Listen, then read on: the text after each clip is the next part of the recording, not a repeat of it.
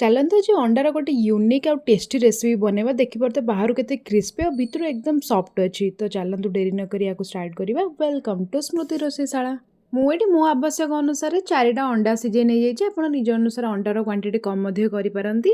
ତାପରେ ତାକୁ ଏମିତି ଗ୍ରେଟର ସାହାଯ୍ୟରେ ଚୋପା ଛଡ଼େଇକି ବଢ଼ିଆ ସେ ଗ୍ରେଟ୍ କରିନେବା। ତାପରେ ଆଉ ଚଟପଟା ବନେଇବା ପାଇଁ କିଛିଟା ମସଲା ଆଡ୍ କରିବା, ଯୋଉଥିରେ କିଛି ଏକଦମ ଛୋଟ ଛୋଟ କଟା ହେଇଥିବା ଲଙ୍କା, ରସୁଣ ଆଉ ଅଦା ଆଡ୍ କରିବା। ଗୋଟେ ମିଡିୟମ ସାଇଜର ପିଆଜକୁ ସେମିତି ଚୁନ ଚୁନ କାଟିକିନା ଆଡ୍ କରିବା। ତା ସହିତ ଏଠି ମୁଁ ଆଡ୍ କରିଛି କିଛିଟା ଧନିଆ ପତ୍ର, ସ୍ୱାଦ ଅନୁସାରେ ଲୁଣ, ଟିକେ ଲଙ୍କା ଗୁଣ୍ଡ, ଟିକେ ହଳଦୀ ଆଉ ହାଲକା ଟିକେ ମୁଁ ଏଠି ଧନିଆ ପାଉଡର ଆଡ୍ କରିଛି। ତାପରେ ୟାକୁ ବାଇଣ୍ଡ କରିବା ପାଇଁ ମୁଁ ଏଠି 4ଟା ଅଣ୍ଡା ପାଇଁ 3ରୁ 4 ଚାମଚ କର୍ଣ୍ଣଫ୍ଲୋର ଆଡ୍ କରିବି।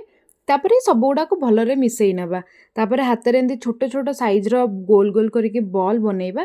ଯେତିକି ସାଇଜର ଆପଣଙ୍କୁ ଦରକାର, ମୁଁ ଏଠି ଏଇ ସାଇଜର ହିଁ ରଖିଛି, ବଲ୍ ବନେଇଛି। ତ ଏମିତି ସବୁତକ ବଲ୍ ବନେଇକି ରେଡି କରିଦେବା।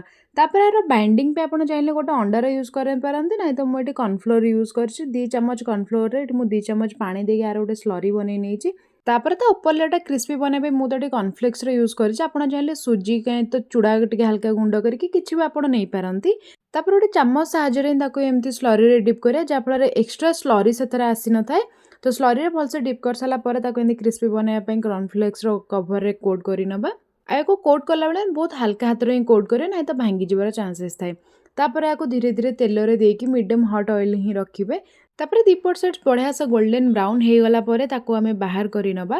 ଇଏ ବାହାରୁ ବହୁତ କ୍ରିସ୍ପି ଆଉ ଭିତରୁ ଏକଦମ ସଫ୍ଟ ହେଇଥାଏ। ଆପଣ ଆକୁ ଗୋଟେ ଥର ସିଓର ଟ୍ରାଏ କରନ୍ତୁ, ମୁଁ ଗ୍ୟାରେଣ୍ଟି ଆପଣଙ୍କୁ ଇଏ ଭଲ ଲାଗିବ। ଡାଇରେକ୍ଟ ଆକୁ ଏମିତି ପକୋଡ଼ା ଟାଇପ୍ର ଖାଇପାରିବେ, ନାହିଁ ତାକୁ ଆପଣ ଚାହିଁଲେ ଚିଲି ବନେଇ ବି ପାରିବେ। ଦୁଇଟାଙ୍କ ବହୁତ ଟେଷ୍ଟ ବଢ଼ିଆ ଥାଏ। ତ ସିଓର ଟ୍ରାଏ କରିକି ମୋତେ କମେଣ୍ଟରେ ଜଣାନ୍ତୁ ଆପଣଙ୍କୁ କିପରି ଲାଗିଲା।